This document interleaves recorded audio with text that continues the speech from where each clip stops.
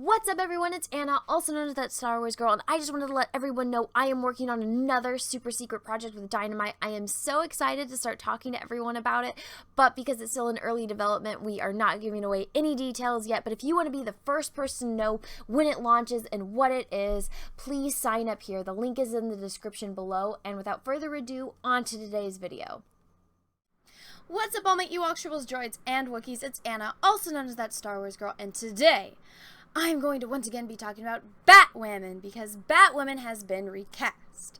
But as you can tell, my camera angle is a little bit different, so is my lighting, and so is my background. I got boxes upon boxes upon boxes behind me, because my Vampirella cover came in, and I've been signing and sketching.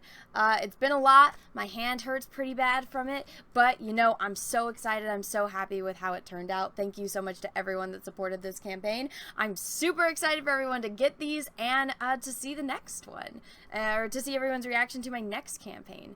But thank you so much, everyone that came out and supported my very first Indiegogo, my very first comic book cover ever. That's awesome. You guys are freaking awesome for that. I really appreciate it. But unfortunately, I got a report on this news. So strap your seatbelts in, everyone, because we're about to go into La La Crazy Land. People, I knew that I wanted to do action, and I knew that I wanted to, I knew that my story, not just my story as Javicia, that's one thing, that's whatever, but my story as a Black woman, my story as a brown Black woman, my story as someone that looks like me should be seen, because I didn't see it as often as I should have when I was younger. You know what I mean? Like, your leads weren't like us. Your leads were barely considered, you know? And it's just you want to be, I just want to be an example. I've always wanted to be an example. Alright, everyone, so that little clip that I just played was actually from a few months ago. I think it was April or February, I don't remember the exact month, but it was an interview of Javicia Leslie, who is the new Batwoman. And it's kind of funny how even when she wasn't talking about and promoting Batwoman, because she wasn't, as far as we are aware, she wasn't cast yet. I highly doubt it. I feel like when she was doing this, she probably knew that she was Batwoman. But it's funny how one of the things that she says is that there wasn't anyone like her. It's as if she hasn't seen very many movies, which I find very ironic for people in the industry now that are actors or actresses, or they want to work in Hollywood and they haven't seen very many movies, because there have been plenty of Black women that are in prominent roles within film. And also, even in this article that I'm going to read to everyone, it says about how it's like a trailblazer for the LGBTQ plus community. And I'm like, no, not really. If you really want to get down to it, if you want to get into the nitty-gritty of it, you go look at movies like Interview with a Vampire with, you know, Brad Pitt, Tom Cruise, Antonio Banderas. Yeah, it's like, you want to talk about LGBTQ plus movies that were trailblazers for the time. Look at all of those A-list actors that were in a movie that had, you know, a lot of underlying themes in it. And if you've ever read Anne Rice, you'll know exactly what I mean. That kind of stuff is a trailblazer for the LGBTQ plus community. You know, movies like Brokeback Mountain, and I mean, I could go on and name a list, but then after a while, I feel like you just take things that were good, things that somebody put, you know, heart and effort, and, you know, there was a story within them that they needed to share with the world. And while, you know, some like Brokeback Mountain were based on real events, and, you know, it got changed for story purposes, it's stuff like that where there was a story that somebody had within them that they needed to share with the world. It gets mixed in with trash like Batwoman, because in my opinion, I watched it, Batwoman is absolute garbage.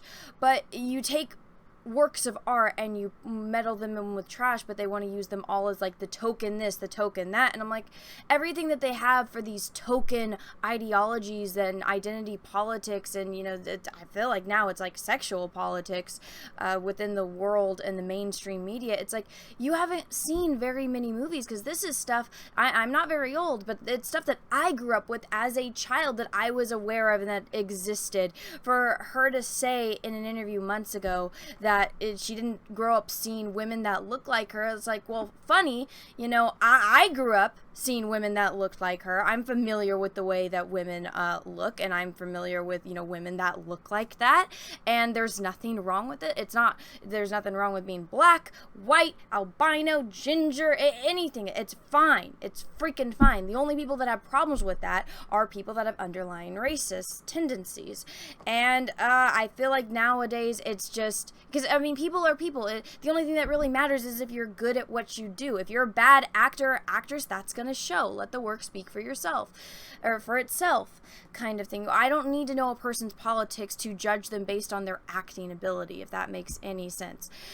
I hope so. I found that anytime you speak like common sense, that goes over people's heads, so it's like you really gotta, put the nail on the head right there. But I hope that everyone kind of understands my meaning behind this, and she seems, I have that interview linked in the description of this video if you want to go check out the entire thing. She seems to be very passionate about what she does, and she seems to care a lot about what she does. And I find that people that are trying to make their way in Hollywood, they jump on the bandwagon because it's trending. So it's trending for me to say this and to say these specific things. That way I can be in the okay crowd in Hollywood, so that way they don't get blacklisted. And I'm not necessarily sure if that's what's going on here, but it's just my observation with people. And I haven't seen anything that she has been in, so I can't talk about her acting ability, but from that interview and a few others that I've watched, she seems to be somebody that actually cares and is passionate about what they do, which is great. Hopefully she can bring that to this role, and she can, probably meddle through the terrible dialogue and scripts and plots that are the CW. At this point, CW is just its own genre. It's terrible versions of soap operas, because at least soap operas, they stay consistent with the things that they throw in, and that's why they run for decades upon decades. But CW is its own freaking genre, so hopefully if she's good and she's passionate about what she's doing, she can bring that and it can shine through the terrible dialogue and everything. But let's take a little bit of a look in this whole thing. So she's very pretty. She is. She's very beautiful. And I think that that doesn't have anything to do with her acting ability. It's just an observation I have, that they cast somebody that was very physically attractive, which I think, to bring people in to these roles, they say, oh, well, we want body positivity. We want all of A, B, and C, and D stuff for their characters. You can look at the new Warriors, how they tried to make them as unattractive as possible. I just find it funny a little bit that they say that they want these things, and that, oh, beauty standards are bad. The norms, beauty standards, they're bad. And then they go and they cast people that are very physically attractive. And, I'm a straight woman, and I can acknowledge the fact that she's a really pretty girl. And I just think that that's kind of funny how they're very much against beauty standards, but then they go out of their way to cast the most attractive people possible for their roles to bring people in. I just think that that's a little funny, and that's why I've decided to mention it in today's video. So Batwoman has found its new series lead with Javicia, sorry, it's like, I've never seen this name before, Leslie, set to step into the cape and cowl for the show's upcoming second season on the CW. I think it's probably going to be its last season as well. I'm extremely proud to be the first black actress to play the iconic role of Batwoman on television. As a bisexual woman, I am honored to join this groundbreaking show, which has been such a trailblazer for the LGBTQ+ community, Leslie said. Now, it really hasn't, like I said earlier, movies like Interview with a Vampire, that is a trailblazer for the LGBTQ+ community. You have A-list actors in that movie that are portraying, even though it's not shown, it's very much implied, and if you read the book, you know what was going on in certain situations. And I say this all the time, I'm like, holy fuck, I have never seen something more sexy than the way Antonio Banderas is gazing at Brad Pitt. Then that's when you got good actors, and they're all straight. You get all straight actors to play, that. and it works so well. But this is not a trailblazer for the LGBTQ plus community. It is an embarrassment, and that's me being nice. Leslie will portray a new character on the show named Ryan Wilder. Now, this entire section I have already read. When they leaked the casting it's like a little page that says age, this type, this is what we want, the casting call slip. This was the description of the character. I will read it again, but this has been repeated, and they've used it in every single article since. She is described as likable, messy, a little goofy, and untamed. Okay, that doesn't tell me anything really about the character. Okay, she's likable. Okay, well, give me a reason why she's likable. Why is she likable? I don't know. Messy? Okay, it says in here that she lives in a freaking van. How messy can you be in a van? Actually, if you've ever driven around with children, you will understand that is something that you can get messy really fast. So, all right, a little goofy and untamed. I feel like this is just it's so out of touch, because they want to virtue signal, they want to, check all of these boxes and stuff, and then they don't realize how, bad this is, because the little goofy and untamed, I wonder what they're talking about when it's untamed. They want to say certain things are racial slurs, and they don't want to be stereotypical, yet every single description is very stereotypical. And they want to remove characters from established TV shows like in The Simpsons because it's racist, but then it's like the way that they cast a black woman and then they describe her in this. Obviously, this came out before she was cast, as far as we are supposed to be aware of. I have a feeling it might be a little bit of a different story there, but they do the stereotypes, and it's like, you want to say that is racist, but do you not see your own racism in here? Just my observation. She's also nothing like Kate Kane, previously played by Ruby Rose, the woman who wore the batsuit before her. With no one in her life to keep her on track, Ryan spent years as a drug runner, dodging the GCPD and masking her pain with bad habits. Today, Ryan lives in her van with her plant. So she basically sounds like a Gen Zer, and okay, she lives in her van with her plant. I wonder what kind of plant that is. A girl who would steal milk from an alley cat and could also kill you with her bare hands. Okay, how is she trained? That's what I want to know. What kind of fighting style is? I'm just going to let you know right now, it might be a little difficult for a petite woman to kill bad guys with her bare hands. Just saying. Ryan, unless they have superpowers, I have a feeling she doesn't. Ryan is the most dangerous type of fighter. Highly skilled, wildly undisciplined. She is an out lesbian. Oh, okay, that's nothing new. Athletic, raw, passionate, valuable, and very much not your stereotypical all-American hero. This actually sounds like a typical hero in today's day and age. When you have somebody that's creating a character that has magical powers from internet gas and a magical backpack, this is the modern, say, superhero. A person who is apparently good at everything. Absolutely good at everything. The one thing I will give them here is that they actually have given this character flaws, which she's probably going to overcome in an instant. But at least they gave her some type of thing to work against, or, to evolve herself as a human being and to better herself. But is an out lesbian. Nowadays, everyone is either part of the LGBTQ plus community, non-binary, all of that. That is modern superheroes in today's day and age with the mainstream media. Athletic, raw, passionate, valuable, and very much not your stereotypical American hero. Well, guess what? For the modern times, this is the stereotypical all-American hero. Sorry to break it to you. Oh, and is that it? Oh, no, it's not. Leslie takes over leading the series from Rose, who shocked fans when she announced her departure from the series in May. It actually didn't. I don't think anyone was shocked by that.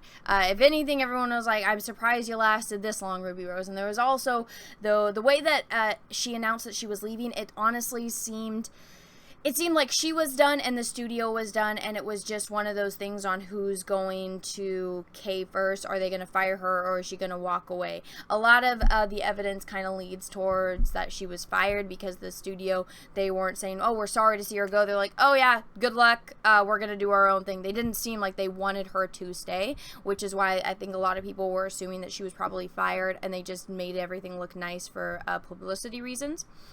On Instagram, Rose praised Leslie's casting. This is amazing. I'm so glad Batwoman will be played by amazing black women. Batwoman will be played by an amazing black woman. That's a tongue twister. Want to congratulate Javicia Leslie on taking over the Batcape. You are walking on into an amazing cast and crew. I can't wait to watch season 2. You are going to be amazing, she wrote. Okay, well, Ruby Rose is nice. From what I've seen, I've seen some stuff that she's posted online that was like her flirting with like Demi Lovato a few years ago, and I was like, all right, cool, do whatever whatever floats your boat, you do you, boo. I'm not gonna follow you because I'm not really interested in anything that Ruby Rose does. But if you're not posting pictures of puppies or artwork, I usually don't really. I'm not too interested, especially on Instagram. But yeah, it's nice. Yay, person that's replacing me. Yay, I hope you do better. Good. It's like good luck. It's like, you guys ever see the little bits in TV shows and like sitcoms where like they hire someone, like they called the previous boss, and the previous boss like, yes, this person is great, it's gonna be the best employee you've ever had, and then they hire the new person and the person is like terrible, and they call the old boss, they're like, you told me this person was great, and the new boss or the old boss is just like, they're your problem now. I feel like that's kind of like this. It's like, oh, have fun, good for you. So that way Ruby Rose gets her woke points and her, public support points. I bet she's really likes it. They're like, oh my god, you take that hell away from me, joke's on you. Prior to joining Batwoman, Leslie starred in the CBS series God Friended Me, which aired for 2 seasons. That show was also produced by Warner Brothers Television and Berlanti Productions. She also starred in the Bet series The Family Business and the film Always a Bridesmaid. She is repped by Stuart Talent and Third Hill Entertainment. Batwoman is produced by Berlanti Productions in association with Warner Brothers Television. Carolyn Dries developed the series and served as executive producer for for season 1 with Greg Berlanti, Sarah, and Geoff Johns. Batwoman is based on characters created by DC by Bob Kane, but with Bill Finger. The show is scheduled to return in January on Sunday nights on the CW, and I'm sure everyone is just super, super thrilled for more Batwoman. I know I am, right? Well, let me know what you guys all think about the new Batwoman in the comments below if you think that season 2 could possibly get better, because in my opinion, I always say this and I'm like, it couldn't possibly get any worse, and then it does, because I feel the people that are in charge of making stuff in Hollywood, they're like, Anna said it couldn't possibly get any worse, hold my beer, let's, challenge accepted, let's prove her wrong. She said she couldn't possibly get it, or it couldn't possibly get any worse, hold my freaking beer. So I don't know how they could just fuck it up, but they're going to. Anyways, everyone, if you haven't already, please go ahead and smash the like button. If you are not subscribed to my channel, hit the subscribe button and ring the bell for notifications. And until next time, everyone, I hope you have a great morning, evening, afternoon, lunchtime, wherever you are in the world. Thank you so much for watching. And until next time, may the force be with you, because we are really, really, really gonna need it. Bye, everyone. What's up, everyone? It's Anna, also known as That Star Wars Girl, and I have an Etsy store, so if you've ever wanted to own a print of my artwork, this is the place to go. As you can see, I have a lot of recognizable characters, from horror films to heroes to Star Wars characters. Some of the notable characters I have on here are Darth Vader, which I did a couple live streams painting, so you can own a print of this painting. I also have Luke Skywalker, the Binary Sunset version, one of my favorite scenes in the original New Hope movie. I have Darth Maul, which Ray Parks himself actually complimented me on Instagram. And then last but certainly not least, Ahsoka Tano. So if you want to own any of these prints, go right on over to my Etsy store. Again, that's The Art of Anna, That Star Wars Girl, or TSWG for short. Thank you, everyone, and have a great rest of your day. What's up, everyone? I have a P.O. box, so if you want to send me some mail, go ahead and send it to Anna, That Star Wars Girl, or TSWG for short, at P.O. Box number 28171, Santa Ana, California, 927998171. Have a great day, everyone. Thank you so much.